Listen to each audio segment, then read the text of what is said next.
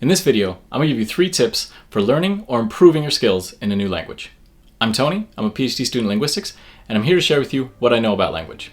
Tip number 1 is to start with pronunciation. An important principle here is that writing systems are different from sound systems.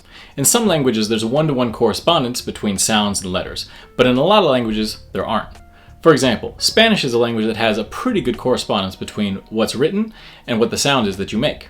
Other languages, like English or French, have some correspondence, but it's less reliable than it is in languages like Spanish. Some languages, like Mandarin, have no correspondence between what's written and what's spoken in terms of sound.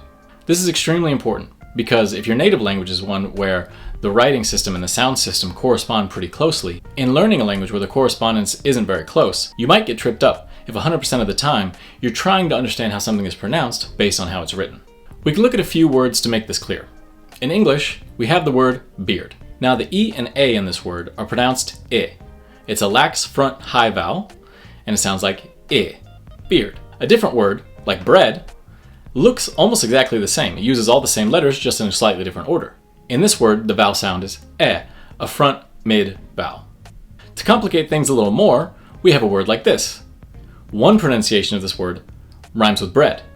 The other one doesn't rhyme with any of these words. So we should understand that these correspondences aren't always going to be exact between the writing and the sounds. What this leads us to then is the importance of knowing what every sound is in the language you're trying to learn and using this knowledge to your advantage.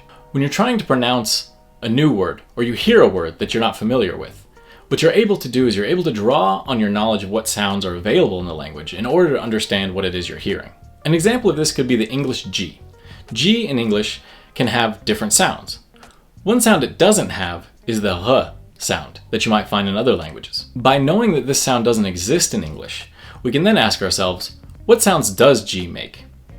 It can make a G sound or a J sound. And then when you hear a new word you're unfamiliar with, you're able to say, I know that a G is going to be either this sound or that sound, and so I can guess what it is I'm hearing and I'll be able to pronounce it myself. So what you want to do is to learn all the sounds first when you're learning a new language. And if you already do speak a language, you're going to want to go back and make sure that you understand the entire set of sounds that the language contains. This sets the foundation for the rest of your learning.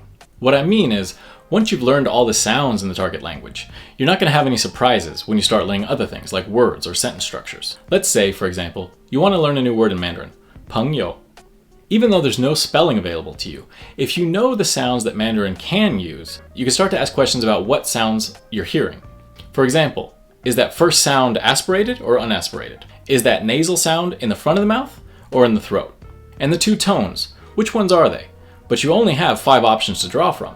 If you have a small set to select from, you'll have a much easier time figuring out what sounds you're hearing and what sounds you're trying to pronounce. The second tip is to practice. The most important factor in learning and becoming fluent with a new language is using it. Like many things, if you understand something on a conceptual level, you'll only be able to talk about it on that conceptual level. Think of academics. They might be able, for example, to tell you how Shakespeare structured plays, what words he used, what rhyme schemes he used, but they wouldn't be able to write it themselves a lot of the time. The difference here is that conceptually they can tell you what's going on, but practically they can't do the thing they're describing.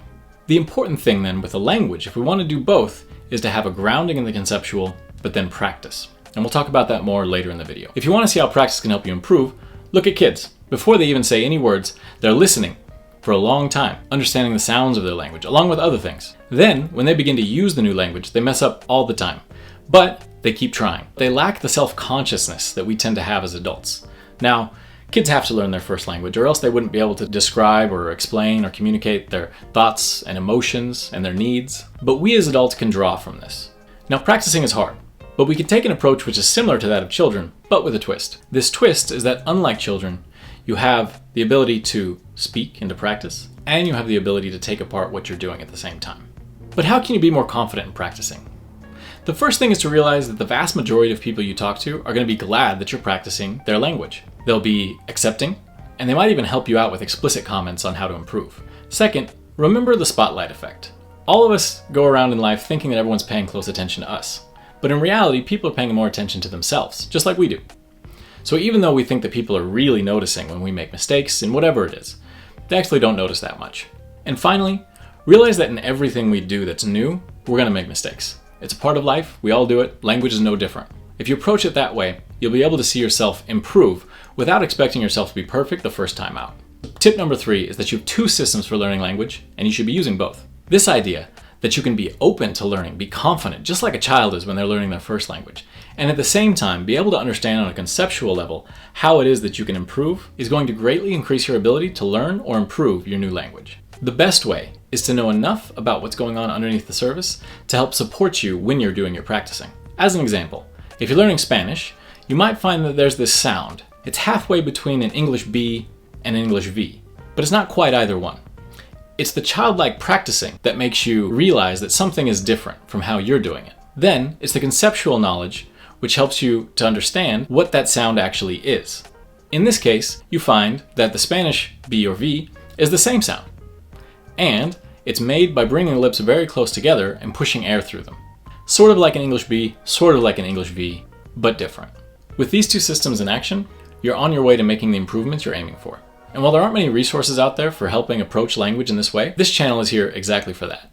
Thanks for watching. I hope you learned something. If you want to know more, like, subscribe, drop a comment below to let me know what you found most helpful. That way, I can make more videos like this. We'll see you in the next one.